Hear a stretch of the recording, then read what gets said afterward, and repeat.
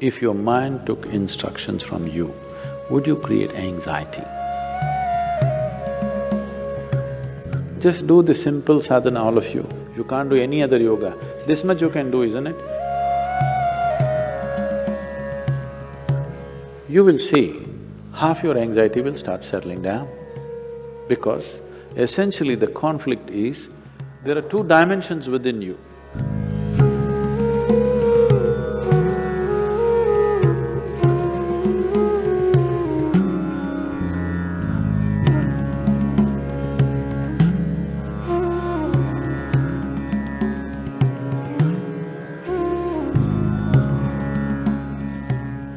If your mind took instructions from you, would you create anxiety? No. So don't look for answers elsewhere. It is just that your own physiology and your psychological patterns not taking instructions from you.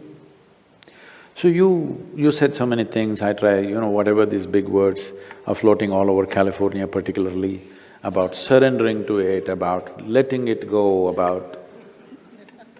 Not for one person has such a thing worked, ever. Has it, I'm asking you? You have anxiety, try to let it go. Does it go? Even a damn flu doesn't go. Yes or no? Even a simple cold does not go. You say go, does it go?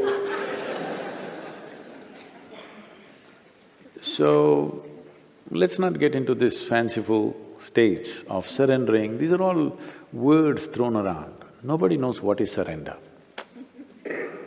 Because when it happens, you will not know it has happened.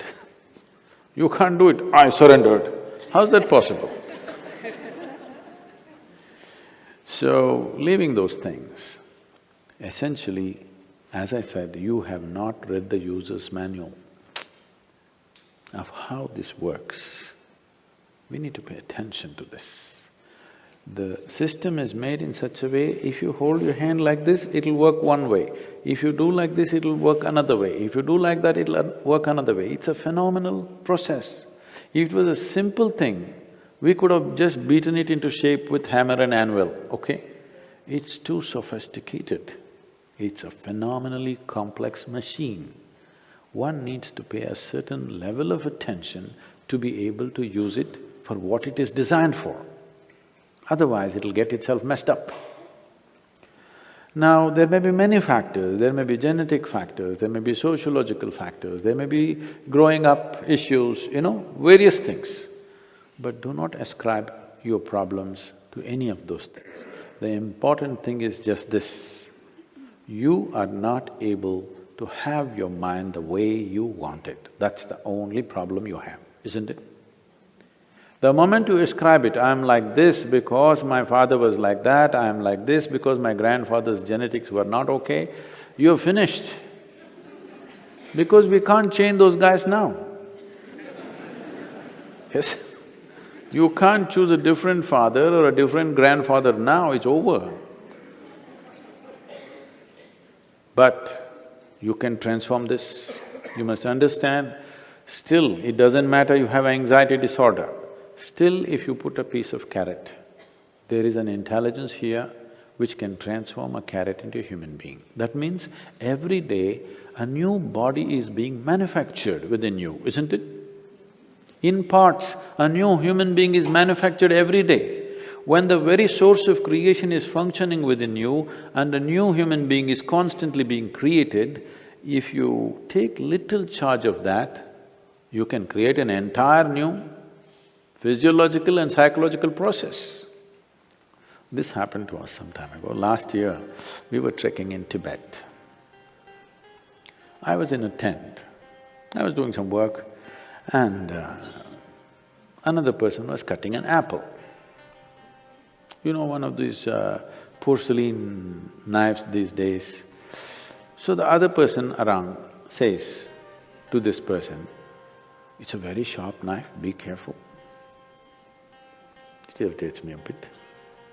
I look like this because he's a grown man. If it's a child, it's different. Then we have to watch how he uses the knife. It's a full-grown man. And a knife is supposed to be sharp. If it's not sharp, why do you call it a knife? So I ignore it and continue to work. In another 2 minutes, she says again, "It's a very sharp knife, be careful." I said, "Come on, he's a full-grown man, leave him alone, he knows how to use this knife. This stupid knife can't he handle? It's not some earth-moving machinery or spacecraft or something that he doesn't know how to handle. It's a knife." She says, "No, Sadhguru, it's a very sharp knife." All right. And I continue what I'm doing. In another 2 minutes, she whispers to him, "Please be careful, very sharp." And in another 2 minutes, he cuts his finger. Then I give up, okay. This is all that's happening. This is all that's happening with life. You have an intellect for which you don't have a stable enough platform. Or in other words, you have a sharp knife, a very sharp knife a very sharp knife in your hand, but your hand is not steady. Please see, it's your own mind which is causing all this pain, isn't it? Yes or no? So you have a very sharp knife, the sharper it is, the more you cut yourself. So we don't have to blunt the knife, we just have to have a steady hand, isn't it? Nothing has been done about that. People are trying to blunt the knife with all these sedatives and nonsense. What you take is to blunt the knife. Blunting the knife is not the answer, because if you lower the possibilities of who you are, everything will be okay. If you remove half of your brain, you will be quite peaceful. Because it takes some brain to cause anxiety. If we really remove half of your brain, you will be quite peaceful and you may even be happy, actually. Nothing bothers you. You'll be okay. All right? But that's not what we're looking for. What a human being is looking for is to become limitless in some way. And if this has to happen, you have to create a steady platform.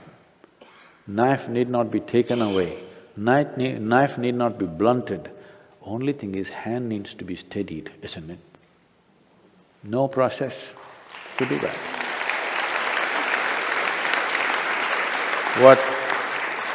What inner engineering means, what yoga means is just this. When I say yoga, being in California, don't imagine all those impossible postures.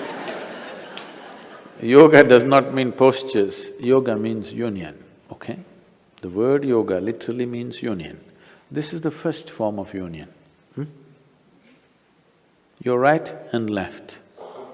This is called as Pingala and Ida in yoga, the masculine and the feminine within you. Just put it together, just do the simple sadhana, all of you. If you can't do any other yoga, this much you can do, isn't it? What you do is something that concerns your life. It could be the sun coming up. Sun is coming up. Without sun coming up, you wouldn't exist on this planet, isn't it? The warmth of life is going on within you only because the sun comes up. Without the tree exhaling oxygen and you exhaling in carbon dioxide for it and this exchange happening, you wouldn't be alive, isn't it? Like this, look at it, the food that you eat, the sun, the earth that you walk upon, air that you breathe, water that you drink, people who live around you, whatever, you choose anyone. Just do this, put your right and left together, perfectly, not like this, perfectly, okay? Just look at something that really matters to you. Maybe the sun, maybe the sky, maybe the cloud, maybe a tree, maybe a person, maybe a child, an animal, it doesn't matter what. Just look at it, putting your hands together for 10–12 minutes at a stretch. You will see half your anxiety will start settling down. Because essentially the conflict is, there are two dimensions within you. I don't want to go into an elaborate description of this, because the yogic physiology goes elaborately into this. But to put it simply, even the modern medical science is telling you there's a right brain and a left brain, all right? Just put these two things together. look at with utmost love and appreciation towards something that matters to you. It could be your wife, it could be your husband, it could be your child, a tree, a dog, sky, sun, moon, whatever. Every one of them are vital for your life, isn't it so? Yes? Whatever you can relate to. Putting these two things together, just look at them with utmost pleasantness that you can generate, recognizing how important they are for you. Many things will change. This is the first form of yoga. If I do this, it'll become difficult. And there are many ways to do namaskar, like this, like that, like that. This is the most simple thing. Start here, okay